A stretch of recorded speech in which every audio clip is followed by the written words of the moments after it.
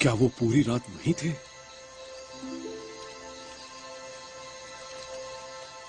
हाँ, प्रार्थना करते हैं।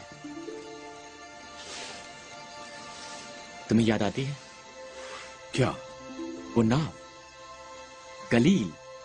कई बार। मेरा परिवार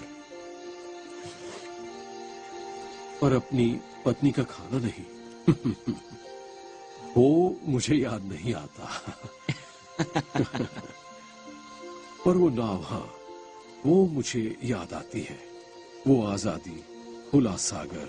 फिर तो तुम और भी आभारी रहोगे जब हम वापस जाएंगे।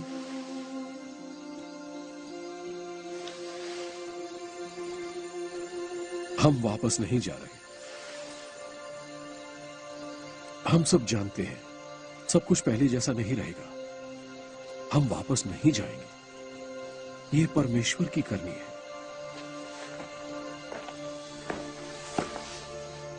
मैं तुम्हें एक यात्रा पर भेज रहा हूं।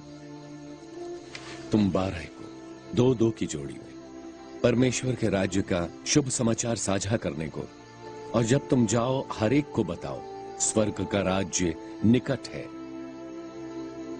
प्रभु, आपके पीछे आने के लिए हमने सब कुछ छोड़ दिया।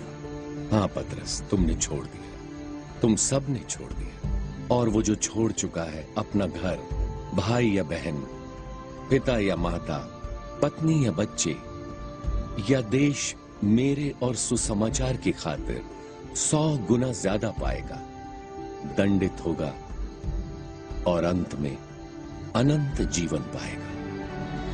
बीमारों को चंगा करो, मरे हुओं को जिलाओ, कोढ़ियों को शुद्ध करो, दुष्ट आत्माओं को निकालो। तुमने सेंतमेंत पाया है, सेंतमेंत दो। मैं तुम्हें भेड़ों के समान भेड़ियों के पास भेजता हूं। इसलिए सांपों के समान बुद्धिमान और कबूतरों के समान भोले बनो, क्योंकि सभी तुम्हें स्वीकार नहीं करेंगे। जो कोई मनुष्यों के सामने मुझे मान लेगा, उसे मैं भी अपने स्वर्गीय पिता के सामने मान लूंगा। पर जो मेरे वजूद से इनकार करेगा, उसे मैं भी अपने स्वर्गीय पिता के सामने इनकार करूंगा। जो कोई अपना जीवन पाता है वो उसे खो देगा, और वो जो मेरी खातिर अपना जीवन खोता है वो उसे पाएगा। वो जो तुम्हें ग्रहण करता है वो मुझे ग्रहण करता है, और वो जो मुझे ग्रहण करता है मेरे पिता को ग्रहण करता है जिसने मुझे भेजा है। तो हम 2-2 करके गए उसके संदेश का प्रचार करने, जैसा कि हमें बताया था, और लोगों ने इसे सहर्ष ग्रहण किया। ज्यादातर लोगों ने किया।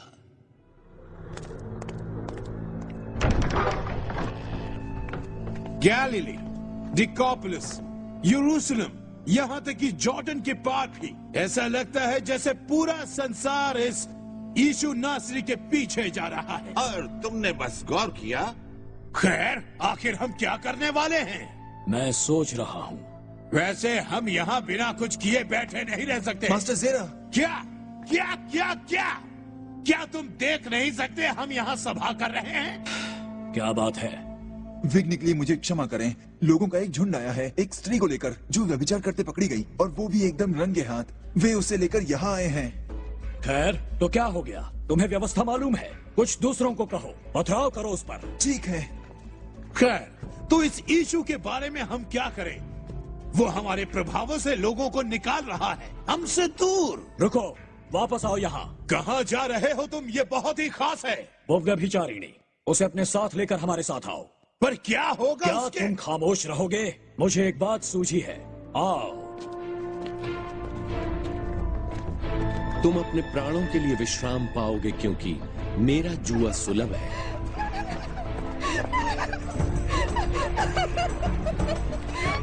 सचमुच? क्या मतलब है इसका?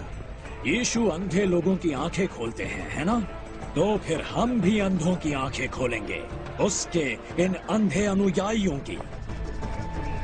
हट जाओ रास्ते से, हटो, हट जाओ रास्ते से।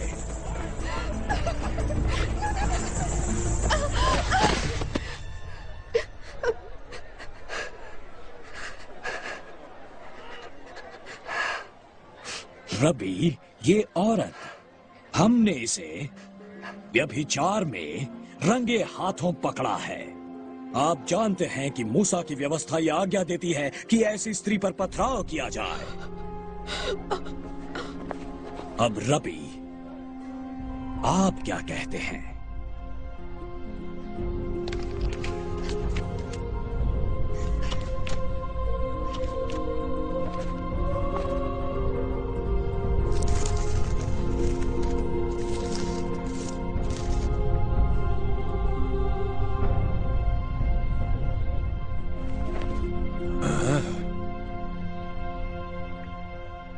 वो जो बिना पाप के हैं, वो पहला पत्थर मारे।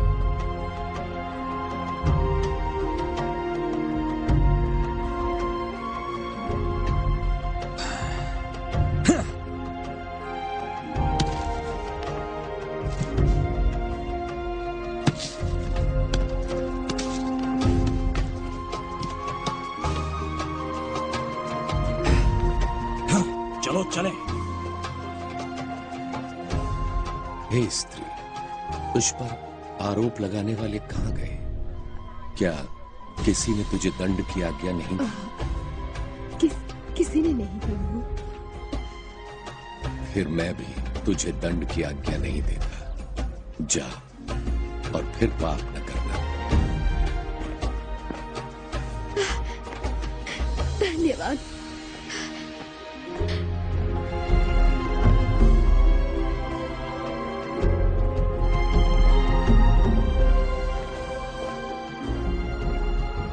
तुम इससे क्या परिणाम निकालते हो? कुछ कहने सुनने की जरूरत नहीं। देखो उसकी ओर। उसने उसे उसके पापों के लिए क्षमा कर दिया। उसका हृदय शांति से भर गया है। वो अब एक अलग ही स्त्री बन गई है। अभी अभी तुम और मैं एक चमत्कार के साक्षी बने हैं। एक खंडित जीवन संपूर्ण बन गया। असाधारण। मैं स्वयं इस व्यक्ति से बात करना चाहूंगा।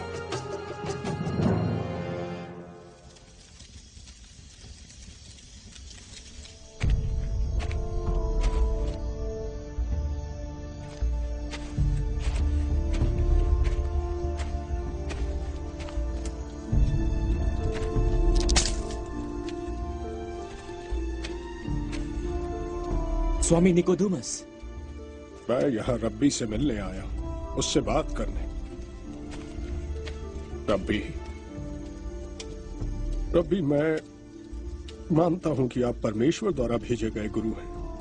यदि ऐसा ना होता तो किसी के लिए ऐसे चमत्कार करना संभव नहीं जो आप कर रहे हैं। मैं परमेश्वर का कार्य देख रहा, आपके अनुयायियों के हृदयों में और आप में भी। सच तो ये है कि कोई परमेश्वर के राज्य को अनुभव नहीं कर सकता जब तक कि वो नए सिरे से जन्म न ले। लेकिन कोई नए सिरे से जन्म कैसे ले सकता है जब वो बूढ़ा हो गया?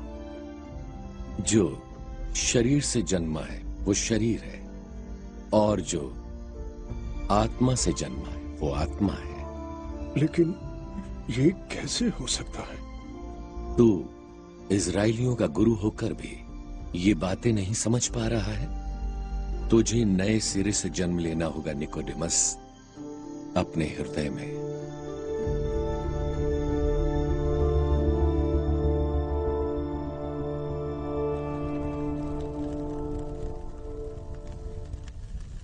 तो वो एक गुरु था, बीमारों को चंगाई देता और हृदय की बीमारों को। मुझे तो ये लगता है यहाँ के तुम्हारे कुछ धर्म गुरुओं ने भी उसकी राय ली। वो लोगों का चहेता था। उसका यश फैला और लोग सब जगह से उसे सुनने को आए, अपने हृदय तृप्त करने के साथ ही अपना पेट भरने। उसने सबको खिलाया, ये जानते हुए कि इतनी लंबी दूरियां तय करके आने के बाद वे थके हुए थे। उसने 2 मछलियां और 5 रोटियां ली और 5000 से ज्यादा लोगों को खिलाया। 5000? हाँ, दूसरी बार 3000 को। उसके बाद लोग उसे इस्राएल के राजा का मुकुट पहनाना चाहते थे। सच है, ये वही भविष्यवक्ता है जो आने वाला था। और कौन ऐसे आश्चर्य कार्य कर सकता है? और ऐसे अधिकार से भी बात कर सकता है। वही मसीहा है, इस्राएल का राजा। इजराइल का राजा। उसके अपने कुछ शिष्यों ने यही धारणा अपनाई। प्रभु, हमें अवश्य ही यरूशलेम चलना चाहिए। आपका अनुग्रह हर जगह है। हाँ, हम यरूशलेम जाएंगे। क्या बात है। और वहां मुझे बहुत दुख सहना होगा।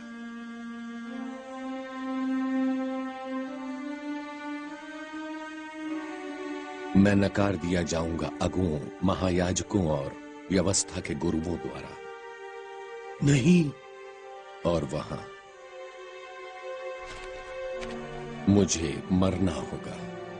नहीं प्रभु, नहीं। और तीसरे दिन मैं फिर से जी उठूंगा। ये तो उसके शिष्य नहीं सुनना चाहते थे।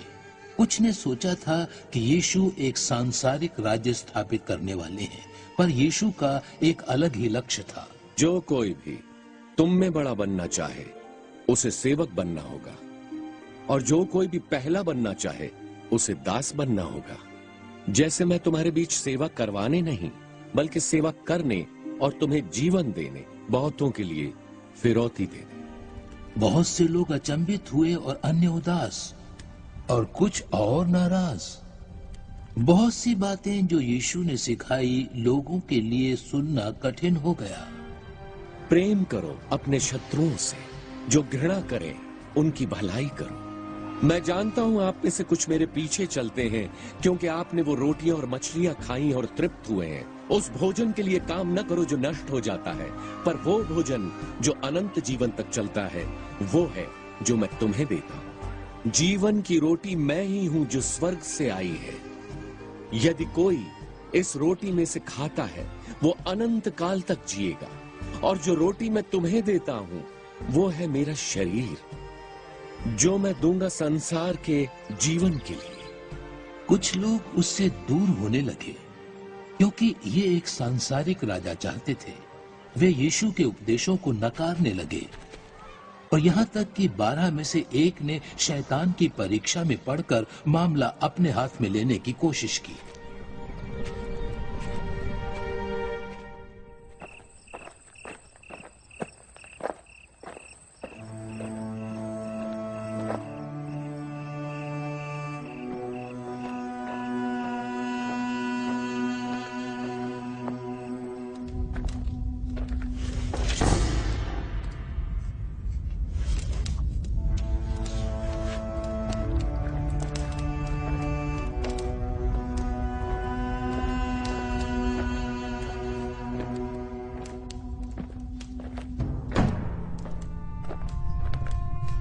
तय रहा, तय।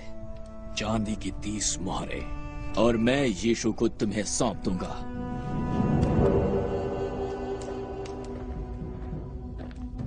हमें सावधान रहना होगा। यीशु अभी भी लोगों में बहुत लोकप्रिय हैं।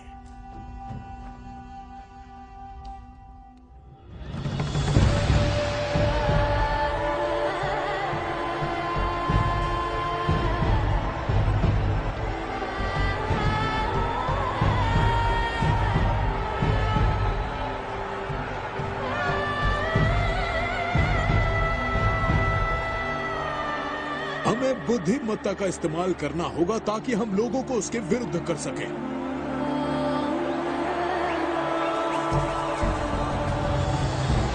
कौन है वो? ये यीशु है। यीशु नासरी यही है। वो चमत्कारी व्यक्ति।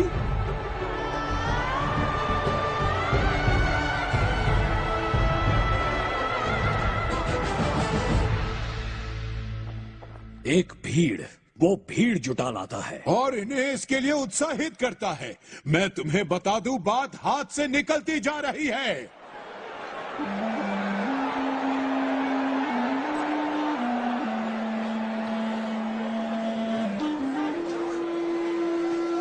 ये इन चीजों की कीमत नहीं। तुम लोग या छोड़ दो इन्हें। ये तो हद हो गई। ये तो 2 दमड़ी का भी नहीं है। तुमने सुना नहीं, काम नहीं तो कबूतर नहीं, पाप की क्षमा नहीं, तुम्हारी मर्जी। अगला आओ। हमें कुछ करना होगा, और जल्दी। पर मैं बलि के लिए अपने कबूतर लाई हूँ। मैं इनका दाम नहीं दे सकती। केवल उन्हीं पशुओं को इस मंदिर में आने की अनुमति है जो यहाँ बेचे जाते हैं। पर क्यों? क्योंकि फरीसी ऐसा कहते हैं। अब पैसे दो।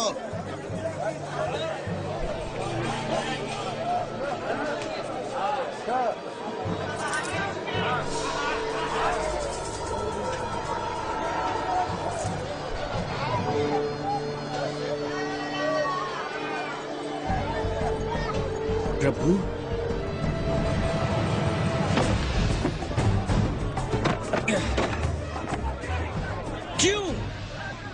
क्यों तुमने ऐसा किया? मेरे पिता के घर को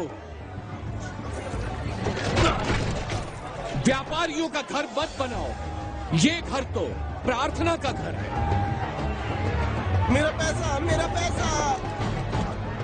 ये लो, इन सबको बाहर निकालो।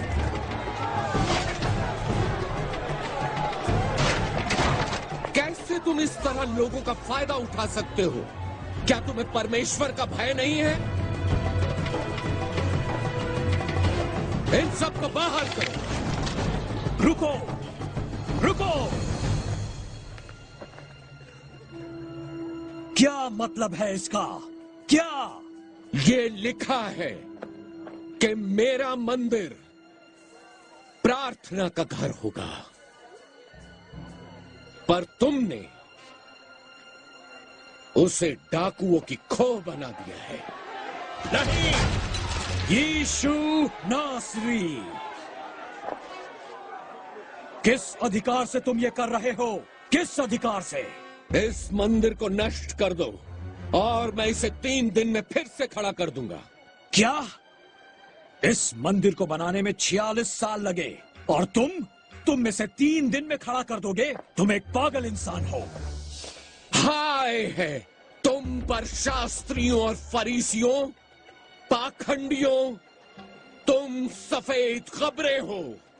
तुम बाहर से सुंदर लगते हो, पर अंदर से तुम मरे हुए इंसान की हड्डियां हो। हाय है तुम पर!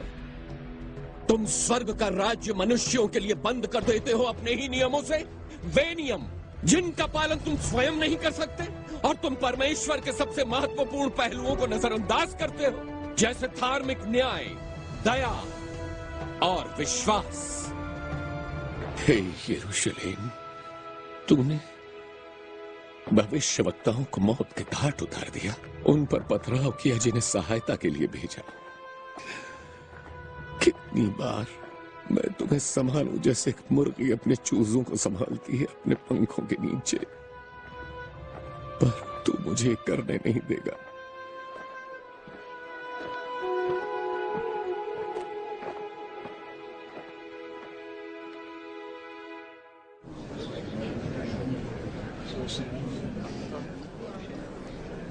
मैं कहता हूं ये घोर उपद्रव है, हमारी सत्ता के लिए खतरा। कुछ करना होगा। हमारी यही निष्क्रियता यीशु की पुष्टि करती है।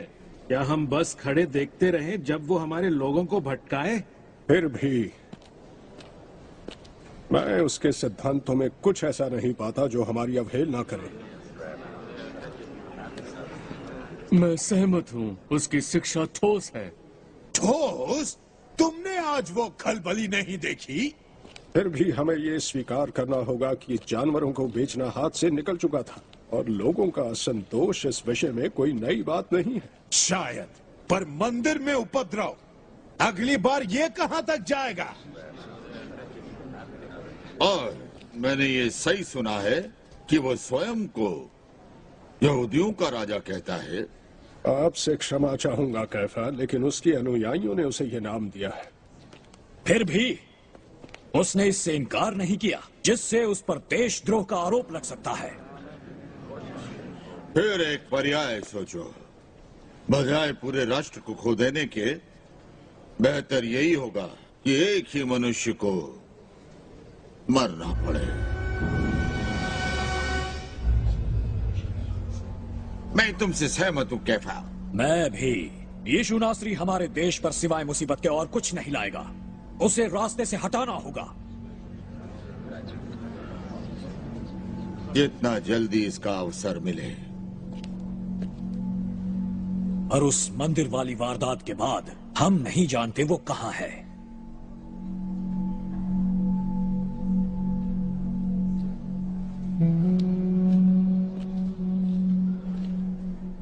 पर मेरा मानना है मैं उसका अता पता हासिल कर सकता हूं। फिर ये हासिल करो।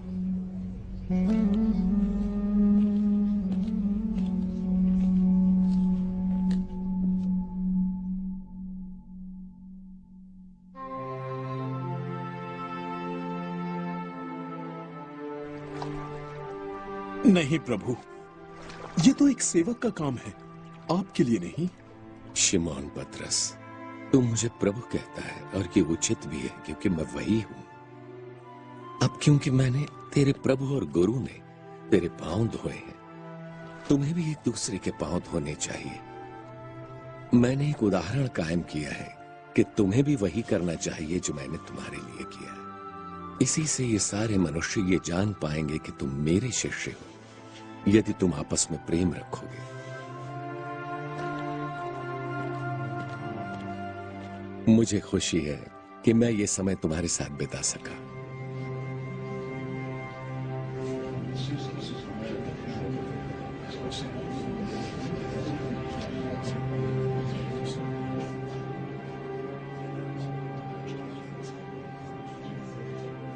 प्रभु, क्या बात है? तुम में से एक मुझे दगा देगा।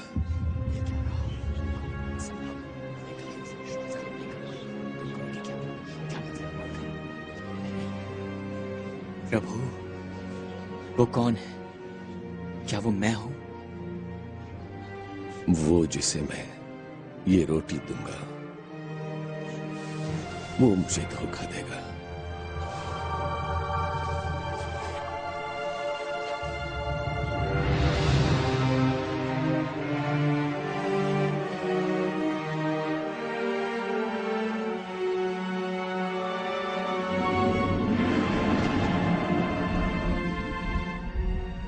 जो तू करने ही वाला है तुरंत कर।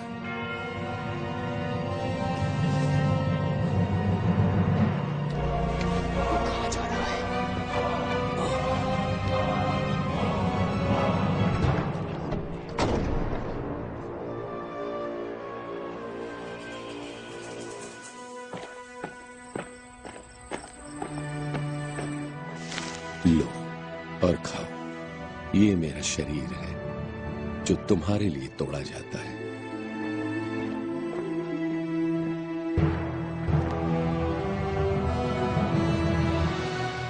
ये मेरा लहू है जो बहुतों के लिए बहाया जाएगा और पापों की क्षमा के लिए।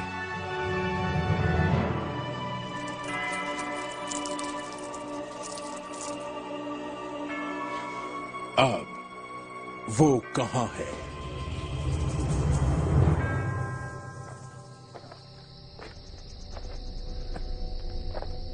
इस रात ही तुम सब मेरे कारण छिटक जाओगे, क्योंकि ये लिखा है, मैं चरवाहे पर वार करूंगा और भेड़ बिखर जाएगी, पर जब फिर उठूंगा मैं तुम्हारे आगे गलील में जाऊंगा। चाहे सभी छोड़ जाएं प्रभु, मैं कभी नहीं छोड़ूंगा, कभी नहीं। पतरस, शैतान तुझे गेहूं की तरह छटकना चाहता है, पर मैंने तेरे लिए प्रार्थना की है कि तेरा विश्वास न डगमगाए, और जब तू सशक्त हो अपने भाइयों का उत्साह बढ़ाना। मैं आपके लिए जान भी दे दूंगा प्रभु। पतरस, आज सुबह मुर्गे के बांग देने से पहले तू 3 बार मेरा इनकार करेगा। कभी नहीं, कभी नहीं।